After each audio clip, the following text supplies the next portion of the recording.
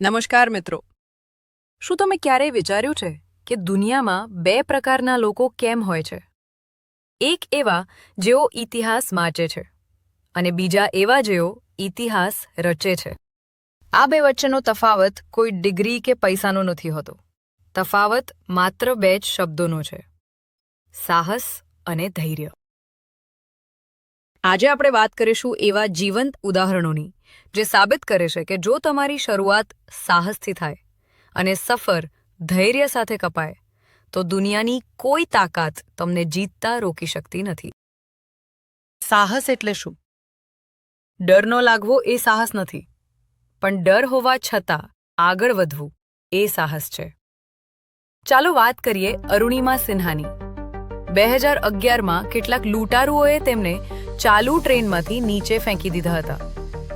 આખી રાત તેઓ ટ્રેનના પાટા પર પીડામાં કણસતા રહ્યા અને સવારે જ્યારે હોસ્પિટલ પહોંચ્યા ત્યારે ડોક્ટરોએ તેમનો જીવ બચાવવા માટે તેમનો એક પગ કાપવો પડ્યો. સામાન્ય માણસ હોત તો શું કરત? નસીબને દોષ આપીને આખી જિંદગી પથારીમાં વિતાવી દેત, ખરું ને? પણ અરુણિમા અલગ હતા. હોસ્પિટલના બીછાને પડ્યા જ્યારે લોકો તેમના પર દયા ખાતા હતા ત્યારે તેમણે એક નિર્ણય લીધો. તેમણે નક્કી કર્યું કે હું એવરેસ્ટ સર કરીશ. વિચારો મિત્રો, જેના શરીર પર ઘા છે, એક પગ કપાઈ ગયો છે, તે દુનિયાનું સૌથી ઊંચું શિખર સર કરવાનું સાહસ કરે છે. લોકોએ તેમને ગાંડા કહ્યા, પણ 2013માં કૃત્રિમ પગ પ્રોસ્થેટિક લેગ સાથે અરુણિમા એવરેસ્ટ પર પહોંચ્યા અને દુનિયાની પહેલી મહિલા દિવ્યાંગ પર્વતારોહક બન્યા. આને કહેવાય સાહસ. પરિસ્થિતિ સામે હથિયાર હેઠા મૂકવાને બદલે પરિસ્થિતિની આંખમાં આંખ નાખીને લડવું. સાહસ તમને શરૂઆત કરાવે છે, પણ ધૈર્ય તમને મંઝિલ સુધી પહોંચાડે છે. આજકાલ આપણને બધું જ ઇન્સ્ટન્ટ જોઈએ છે. 2 મિનિટમાં મેગી અને 10 સેકન્ડમાં રીલ. પણ મોટી સફળતા સમય માંગે છે. સૌથી તાજું અને આપણું ગૌરવવંતું ઉદાહરણ જોઈએ: ISRO અને ચંદ્રયાન મિશન.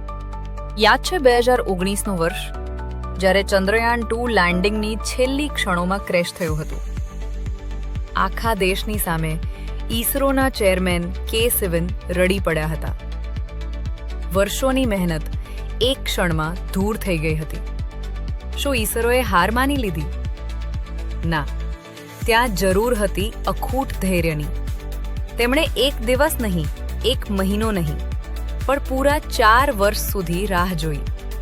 પોતાની ભૂલો સુધારી, દિવસ રાત એક કર્યા અને અપાર ધીરજ રાખી. અને પરિણામ? 23 ઓગસ્ટ 2023, જ્યારે ચંદ્રયાન 3 એ ચંદ્રના દક્ષિણ ધ્રુવ પર સોફ્ટ લેન્ડિંગ કર્યું, ત્યારે ભારત દુનિયાનો પહેલો દેશ બની ગયો. જો ઈસરોએ 2019માં ધીરજ ગુમાવી દીધી હોત તો 2023નો આ સુવર્ણ ઇતિહાસ ક્યારેય ન લખાત. ધૈર્ય એટલે ખાલી રાહ જોવી એવું નથી, પણ રાહ જોતી વખતે તમે તમારું વલણ કેવું રાખો છો તે અગત્યનું છે. જીવનમાં આ બંને એકસાથે હોવા ખૂબ જરૂરી છે.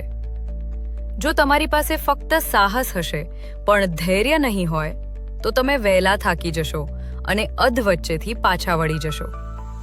અને જો ફક્ત ધૈર્ય હશે પણ શરૂઆત કરવાનું સાહસ નહીં હોય તો તમે આખી જિંદગી કિનારે બેસીને રાહ જોતા રહી જશો. એક ચાઇનીઝ વાંસનું ઉદાહરણ લો. જ્યારે તેનું બીજ રોપવામાં આવે છે ત્યારે 5 વર્ષ સુધી જમીનની ઉપર કશું જ દેખાતું નથી. ખેડૂત રોજ પાણી પાય છે, ખાતર નાખે છે, ધીરજ રાખે છે. 5 વર્ષ પછી માત્ર 6 અઠવાડિયામાં એ વાંસ 90 ફૂટ ઊંચો થઈ જાય છે. શું એ 6 અઠવાડિયામાં વધ્યો? ના, એ 5 વર્ષ સુધી જમીનની નીચે પોતાના મૂળિયા મજબૂત કરી રહ્યો હતો. તમારી મહેનતનું પણ એવું જ છે. દેખાતી નથી એનો અર્થ એ નથી કે કંઈ થઈ નથી રહ્યું. તો મિત્રો, જો તમે અત્યારે નિષ્ફળતાનો સામનો કરી રહ્યા હો તો ગભરાશો નહીં. અરુણિમા સિન્હા જેવું સાહસ રાખો કે પગ તૂટ્યો છે પણ હોસલો નહીં.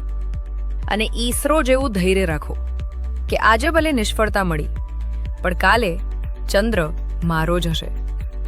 તમારા સપના માટે પહેલું પગલું ભરવાનું સાહસ કરો અને પરિણામ ન મળે ત્યાં સુધી ટકી રહેવાનું ધૈર્ય રાખો. જીત તમારી જ છે. જો તમને આ વિડીયોમાંથી થોડી પણ હિંમત મળી હોય તો કોમેન્ટમાં લખો I will not give up. Video ગમ્યો હોય તો લાઈક કરો અને તમારા એ મિત્ર સાથે શેર કરો જેને અત્યારે આ સાંભળવાની સૌથી વધુ જરૂર છે. ફરી મળીશું એક નવા વિચાર સાથે. ત્યાં સુધી જય હિન્દ.